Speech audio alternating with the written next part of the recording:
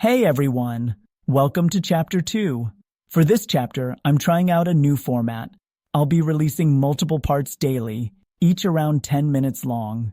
I'd love to hear your thoughts. Do you like this approach? Or do you prefer having a single video for the entire chapter? Your feedback is super important to me. Without further ado, here's the first part. Let's dive in. To the Milesian School. In every history of philosophy for students, the first thing mentioned is that philosophy began with Thales, who said that everything is made of water. This is discouraging to the beginner, who is struggling, perhaps not. Very hard to feel that respect for philosophy which the curriculum seems to expect.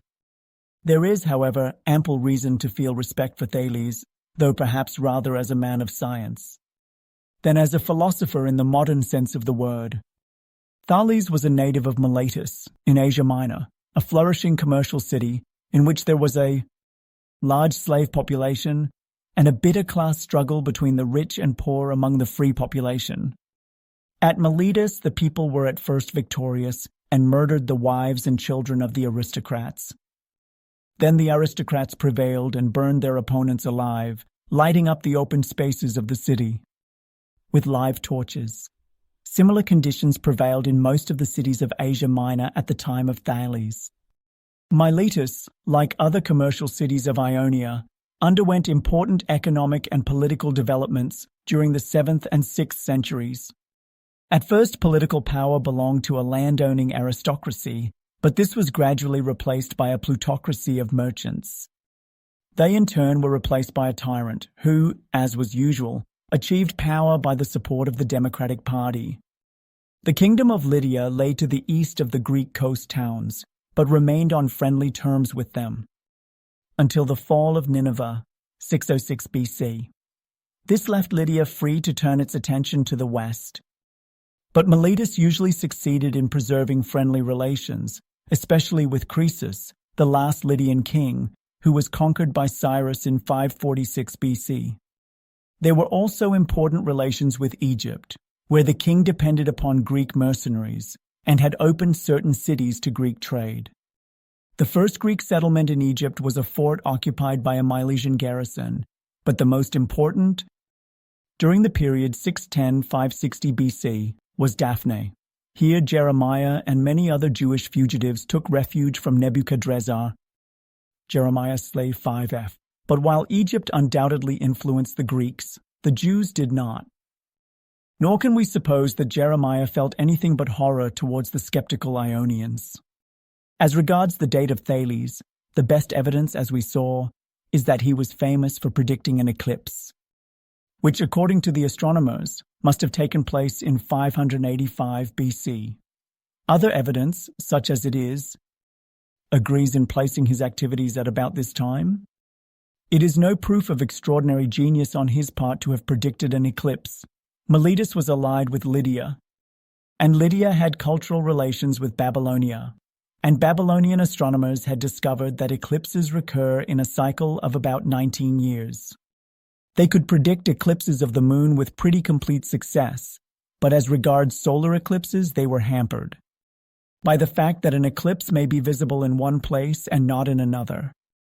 Consequently, they could only know that at such and such a date it was worthwhile to look out for an eclipse. And this is probably all that Thales knew. Neither he nor they knew why there is this cycle. Thales is said to have traveled in Egypt, and to have thence brought to the Greeks the science of geometry. What the Egyptians knew of geometry was mainly rules of thumb, and there is no reason to believe that Thales arrived at deductive proofs, such as later Greeks discovered.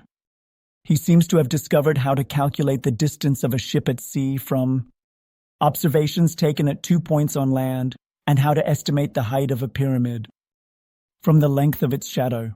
Many other geometrical theorems are attributed to him, but probably wrongly. He was one of the 7 wise men of Greece, each of whom was specially noted. For one wise saying, his it is a mistake to suppose was water is best.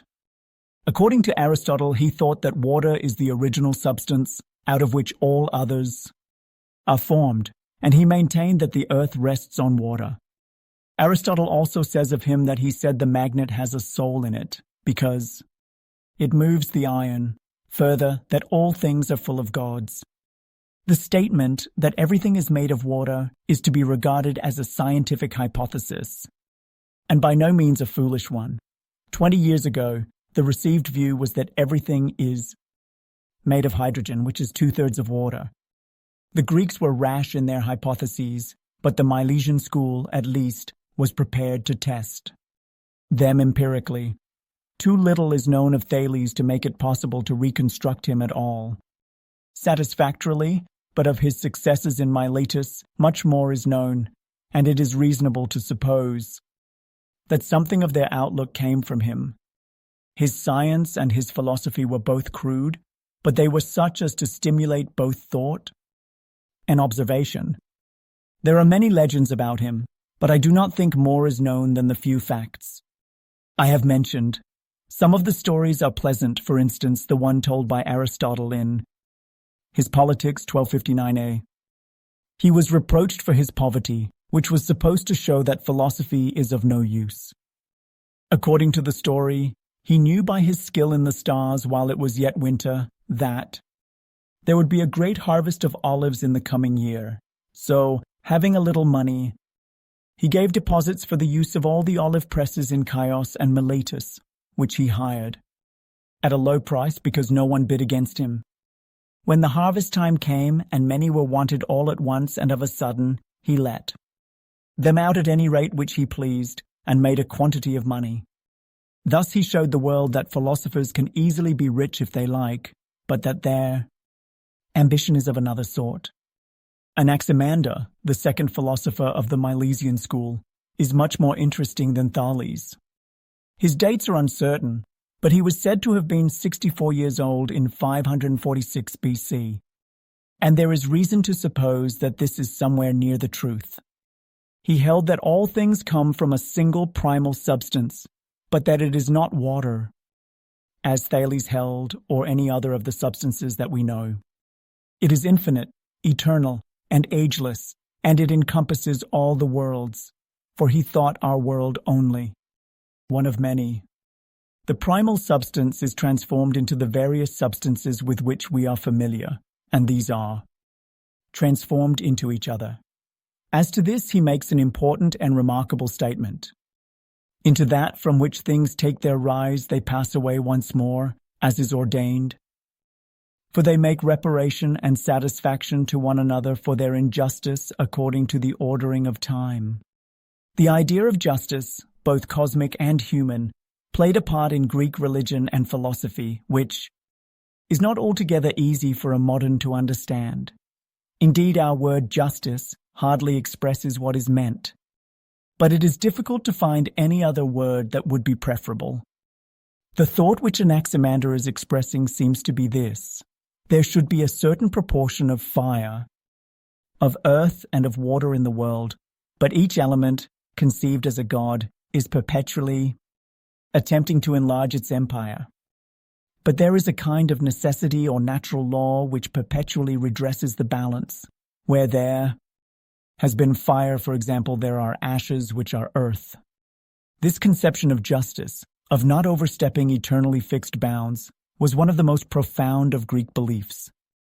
The gods were subject to justice just as much as men were, but this supreme power was not itself personal and was not a supreme god.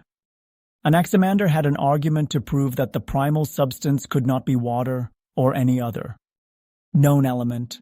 If one of these were primal, it would conquer the others. Aristotle reports him as saying that these known elements are in opposition to one another. Air is cold, water is moist, and fire is hot. And therefore, if any one of them were infinite, the rest would have ceased to be by this time. The primal substance, therefore, must be neutral in this cosmic strife. There was an eternal motion, in the course of which was brought about the origin of the worlds. The worlds were not created, as in Jewish or Christian theology, but evolved. There was evolution also in the animal kingdom. Living creatures arose from the moist element as it was, evaporated by the sun. Man, like every other animal, was descended from fishes. He must be derived from animals of a different sort, because owing to his long infancy, he could not have survived originally as he is now. Anaximander was full of scientific curiosity. He is said to have been the first man who made a map. He held that the Earth is shaped like a cylinder. Thank you so much for watching. We'll be back tomorrow with part 2 of chapter 2, so don't forget to join us again. And if you haven't already, make sure to subscribe so you don't miss anything. See you tomorrow.